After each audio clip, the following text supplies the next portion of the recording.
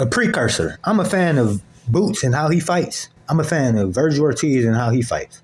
I'm not a fan of Eddie Hearn and how he promotes. I'm not a fan of Oscar De La Hoya and how he promotes. We seen De La Hoya soon after Virgil Ortiz beat Lubin.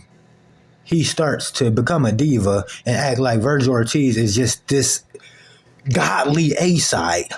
Somehow he's just the A-side, right? With an interim belt, and he's somehow the A-side. He's damn near a prospect, but he's somehow the A-side when him and Boots have virtually the same fan base, equivalent of like the same fan base. There's nothing that really separates them except the fact that Boots is more established in the sport of boxing. Doesn't this remind you of when Terrence Crawford moved to 147? He was way more established than Boots, by the way.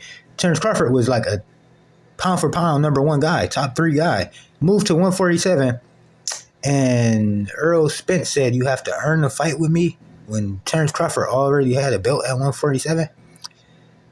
Then the media and Earl Spence and his team painted a narrative that Spence was the A-side and that Crawford must take a 10-90 split, a 20-80 split. They were just talking crazy. The same way Virgil Ortiz is doing. History repeats itself in the sport of boxing. Only the logical people can clearly see this shit clear as day. And then the rest are brainwashed to just go with the narratives that these teams paint, that the media paints. And you could, if you clearly use your brain, you could clearly see Virgil Ortiz is not the A-side. You could clearly see, for example, like how I don't like Eddie Hearns. John Boots Ennis does not deserve a fight with Terrence Crawford. I don't care how good you think he is. It's disrespectful to the sport of boxing to think that he just deserves a fight with Terrence Crawford. They are in two totally different weight classes, two totally different atmospheres when it comes to their careers. At least with Terrence Crawford and Canelo, they were two legends trying to fight each other. Already established in the sport. It made sense. Even if it didn't make sense to some people, it still made sense.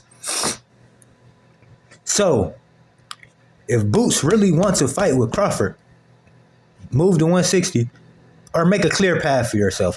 Get those belts and challenge Crawford. Get the belt at 154.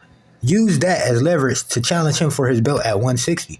But like I said, history repeats itself. Most fans are brainwashed to go with these narratives that Eddie Hearns and Oscar De La Hoya push.